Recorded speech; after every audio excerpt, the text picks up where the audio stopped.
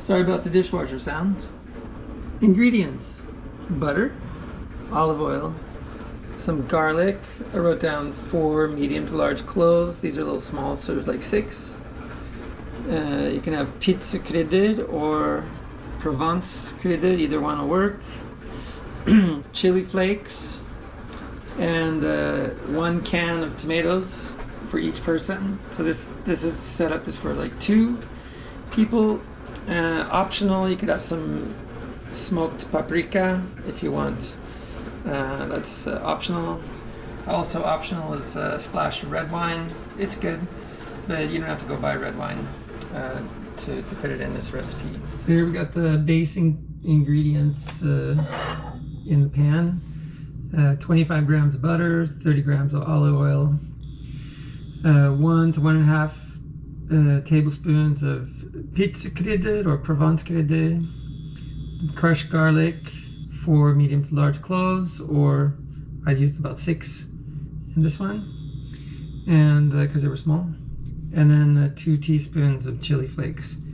And right now I've got it on 5, and I don't know if you can see that, 5. I can bump up the heat a little bit now because now I'm like here attending it. And the main thing here is just better too little heat than too much. And you're basically just trying to extract some of the taste of the garlic and the spices into the oil and butter. And what you really don't want to do is like brown or sort of toast the garlic. It shouldn't start to turn brown. So you're just going to basically get it to sizzle a bit. It's just starting to sizzle now, and you just want to shut it down before the garlic starts to brown. And the way I shut it down is I got these cans of tomatoes ready to go here. So when I see that see, now it's starting to sizzle a bit more. So that's just about right. And again, it's like no rush. So now I have it on 6, but I wouldn't go 7. You can see it, and I hopefully hear it, that it's like bubbling away. And we're still definitely in the safe zone here. So, like I said, you just want to kind of sizzle it a good amount to extract those good aromatic flavors into the fat, but without browning or toasting the garlic. Now it's sizzling good, and I'd say we're getting close to where I can just dump the tomatoes in. Could go a little longer, but I'd say at this point we should be pretty good to go ahead and put the tomatoes in, and that will stop any chance of browning or burning the garlic. So 2 cans chopped tomatoes. You can use the fancy schmancy ones if you want. I think you can get good results with the cheaper stuff. This stuff we got at a good price. We often buy a lot of them in Sweden. We got those at this hold bar place. So then once all the tomatoes are in, just try to kind of incorporate the fat with the spices into the tomato mix. Doesn't have to be perfect. Just get it kind of blended. And then you're just going to want to, I just leave it on 6 and then wait until it's like bubbling, and then I'm going to turn it down and just let it bubble for quite a while. And oh, one more thing. If you're going to put wine in it, you could just go ahead and put that in now, because again, it's like optional, but if you put it in now, then all the alcohol has a chance to evaporate away. Something about like that. I don't know how much that is. It's not a whole lot. And again, I'll give it a stir. You're not going to add any salt to this until the end. And usually it doesn't need much salt. But if you add salt now to taste, it'll be wrong because you're going to reduce it and then it'll be too salty in the end. Mostly I think the salt is just to, it needs a little salt, and it's a pretty acidic sauce, you know, and salt will kind of smooth out acidic things. So the salt is both for just salt purpose, but also to kind of smooth out that acidic purpose. So now it's really just a waiting game, and it can sit like this for hour and a half, 2 hours even. You don't want to cook it down to nothing, but you just kind of watch it. So let's see, it's almost 5 o'clock now, so I'll give you the time on that too. So tonight is going to be with some little meatballs, and I'm going to spice 300 grams of svinekjøttdeig. You get like 2% salt, so it's like 6 grams, 5 or 6 grams of salt to 300 grams of meat. And you have basically the same things. You have pizza critters or provance, crushed red pepper flakes, not fresh garlic, but I use just powder. Some raked paprika is good in that. You don't have to have it, but it's good. And then this one's really important, this fennel. I can't remember what you say in Norwegian. Fennel? It has a bit of a licoricey taste, and this is really important because it really gives that sort of this extra Italian flavor. So those things, you just kind of wing it on the amounts. I don't have an exact recipe, I just kind of eyeball it. But salt you need to measure, and you'll probably have to, like, your kitchen scale isn't accurate enough to measure 5 grams or 6 grams.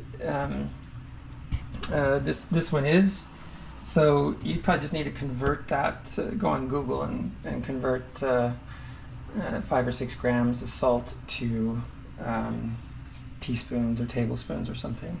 I'm sure it's teaspoons, and Google will figure that out for you. So it's good to mix this up beforehand. Often I try to do it the day before. And now our stuff is at a really boiling on 6. I'm going to turn it down to 4 and maybe eventually 3. But for now, 4, and then a little later maybe down to 3. So I'm going to mix that up and get back to it. So it's like 5:15 now. I'm going to turn it down from 4 to 3. So it's just going a little slower, because otherwise it's going to cook down too fast. So it is 10 till 6.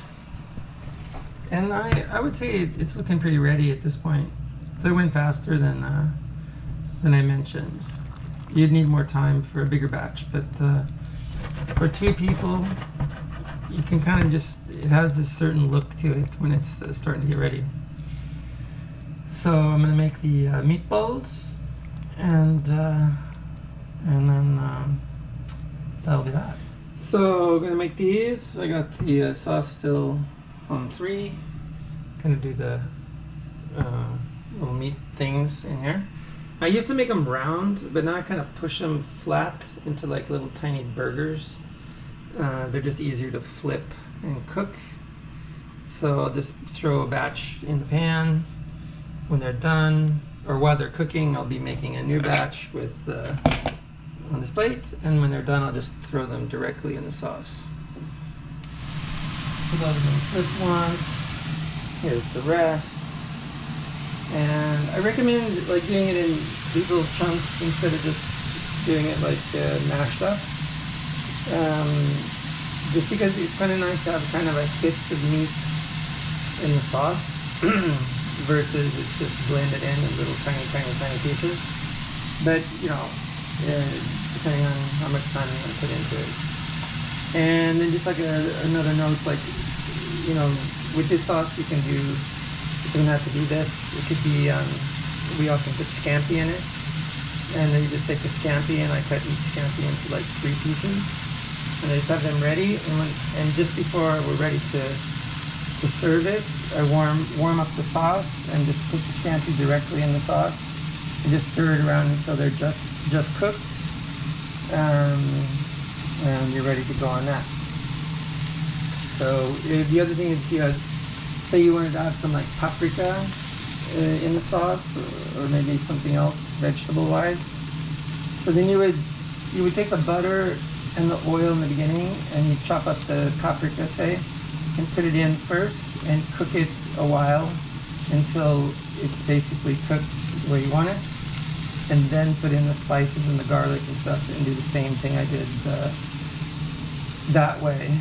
If you try to have the spices in first and then add the paprika and cook it until it's really kind of ready, probably the garlic is going to get maybe overcooked. So yeah, just once you have the base, you can vary it in basically any way you want. Oh, one other thing sometimes I do is I'll put some olives in there, like kalmata olives. And sometimes I'll take a little bit of the olive brine that's in the jar and just pour a little bit of that in the sauce. That adds a little bit of taste and also a bit of salt. And I haven't salted it yet, but again, that's to taste. So at this point, once I put the meat in and let it kind of blend, then I'll taste it, because there is salt in the meat. I'll taste it and then I'll add a little bit of salt, and then mostly I'm just looking for the salt to take off the edge of the acidity. It just kind of smooths it out, but I'm not pushing it to be like really salty or something. And that's it. Okay, so you know me, there's always one more thing, and that is, like, here's the last batch of meat. So we're gonna dump those in there. And then in the pan, there's all this like kind of good stuff, and you don't want to let that go to waste. So if you get some water, or you could use red wine if you want, but water's fine. Just a little bit. Steam up, and then kind of come with a wood thing and scrape all that good taste off the bottom of the pan. If you need to scrape it. Depends on what kind of pan you're using. But you see, it's almost like a brown sauce, but there's just a lot of flavor in there. And what I'll do, I'm gonna crank up the heat like really high, just to evaporate off a bit of it, because we don't really need too much more liquid in the sauce. And then once that evaporates down a bit, before it starts to like stick to the pan again, I'll just dump that over here, and that'll be some more taste. But that was it.